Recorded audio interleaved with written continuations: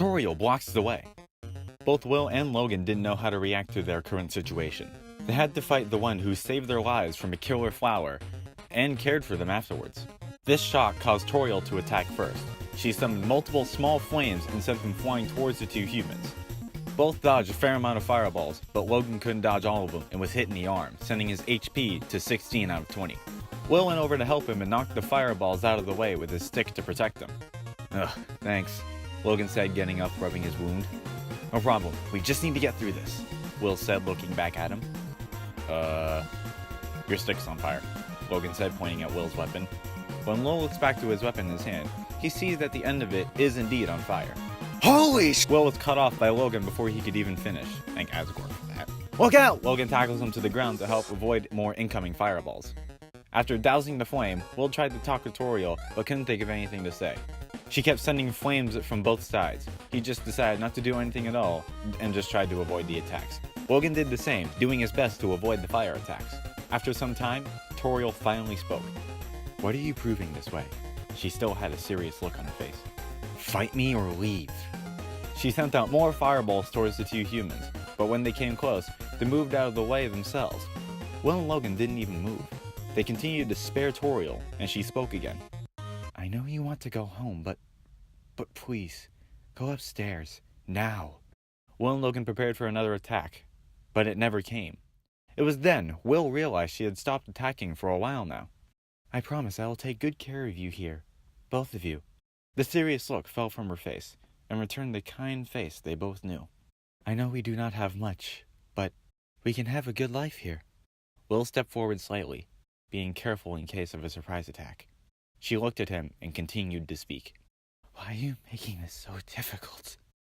Will saw that there were tears forming in the corners of her eyes. Please, go upstairs. Will was only a few feet away from Toriel, with Logan close behind. They saw that even with tears, Toriel still had a smile on her face. Pathetic, is it not? What is? Will asked her, becoming less tense. I cannot even save a single child, she replied, wiping her eyes. You saved my life from an evil flower, took care of Logan for I don't know how long, and I would guess the same for those who passed through here before. You've saved children, and I'm happy you did. But staying here, I just can't do. I have something back on the surface I really need to take care of, Will replied. No, I understand. You would just be unhappy trapped down here.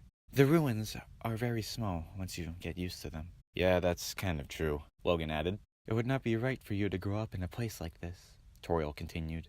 My expectations, my loneliness, my fear for you, my children, I will set them aside. Color returned to the world, and Toriel looked back towards the door to hide her face. If you truly wish to leave the ruins, I will not stop you, she spoke. However, when you leave, please do not come back. What? Logan was surprised and sad to hear those words coming from Toriel. I hope you understand. She then turned around, grabbed both Will and Logan, and held them close for a hug. They both hugged her back, Logan more so than Will, and then Toriel broke the hug and spoke one last time. Goodbye, my children. She then walked around them to head back to the ruins. Before she left, she turned back to see both Will and Logan waving back at her. She smiled, waved to them, and continued back to her home. Will and Logan both looked at each other, then looked at the door, and with one big push, opened the exit to the ruins. They walked through a long hall to find another doorway. When they passed through it, they found a not-so-nice familiar face. Clever. Very clever, Flowey said sarcastically. Right, this freaking plan again, Will thought. You think you're really smart, don't you? The flower continued.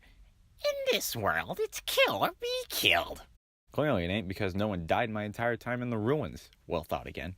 So you were able to play by your own rules. Flowey's face turned to the dark-eyed, creepy face that scared both of them back a step. You spared the life of a single person. I bet you feel great. What do you mean? Logan asked. Flowey's face returned to his normal look. You didn't kill anyone this time, but what will you do if you meet a relentless killer? Spare them, Will says. Run, Logan says. Will turns to him with a look saying, Are you serious? Flowey speaks with his own answer. You'll die, and you'll die, and you'll die, until you tire trying. What will you do then?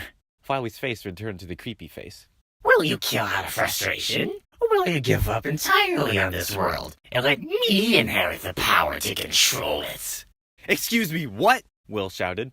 I'm the prince of this world's future. Even more what? Logan shouted. Don't worry, my little monarch. My plan isn't regicide. This is so much more interesting. Flowey's face suddenly grew from its original place to deliver a very creepy and evil laugh before retreating into the ground. Will and Logan were stunned at what they just saw. Snapping back into reality, they continued onward to find another door. Opening it with another big push, a blinding light filled the room, making the two humans shield their eyes. When the light dimmed, they walked forward into the rest of the underground, stepping forth into an adventure that they won't forget.